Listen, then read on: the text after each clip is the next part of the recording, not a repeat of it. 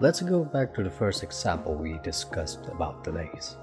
Remember, when a sound is placed in an enclosed space such as a room, we first hear that sound from the direct source itself. Then, the sound bounces back.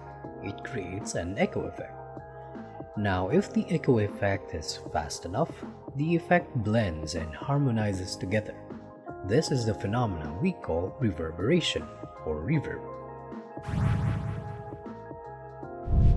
Fun fact, reverb is always present in our daily life wherever you are, even outside.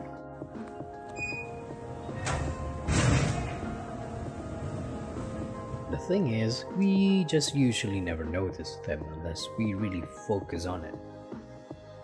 In sound design, reverb effects simulates exactly that.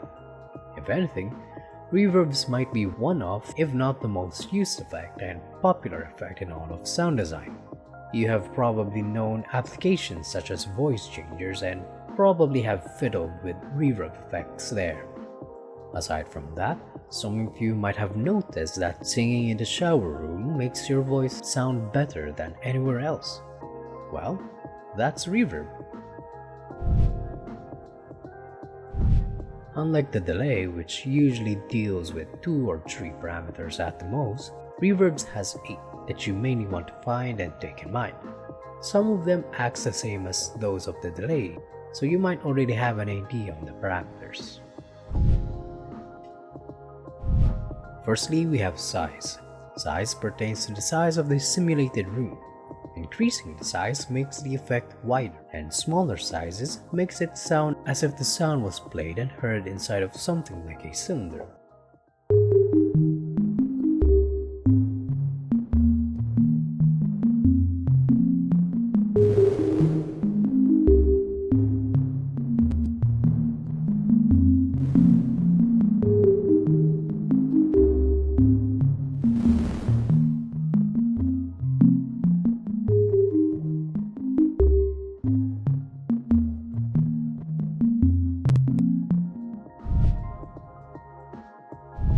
Speed or frequency in a reverb pertains to how fast the bounce of the sound moves.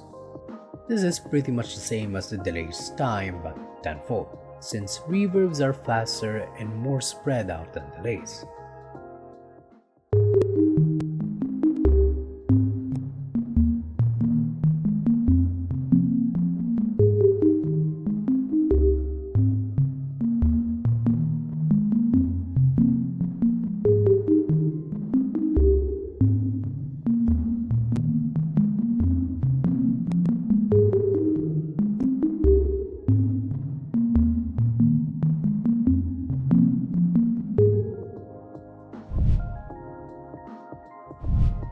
The decay, or sometimes called time, in reverbs determines how long the effect will last after being played along the sound.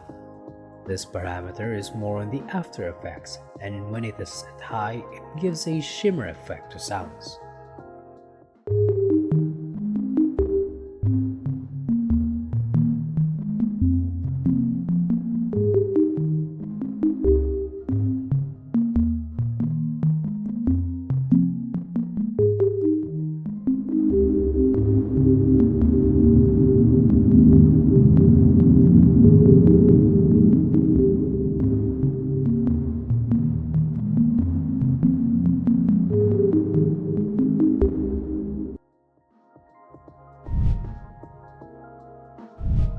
A delay on a reverb is not what you think, but it is actually more straightforward.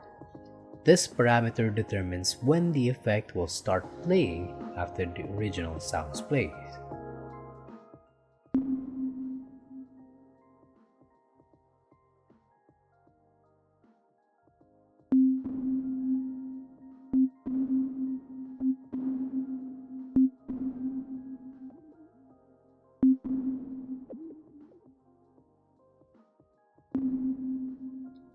Pretty useful if you want to have a delayed starting point of the reverb.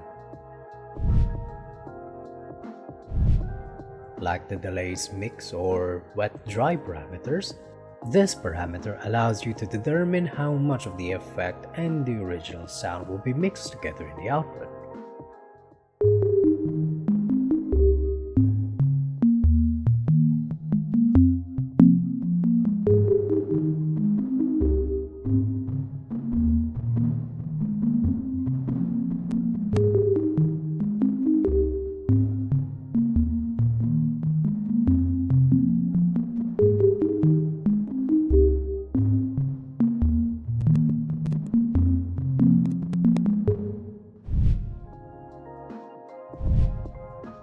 Lastly, we have the low cut and the high cut. These parameters on the reverb acts the same as that of the high pass filter and the low pass filter. In simpler terms, increasing the low cut on reverb lets you cut off some of the lower frequencies on the effect, not the original sound. Vice versa, the high cut lets you cut off some of the high frequencies of the effect, again, not the original sound.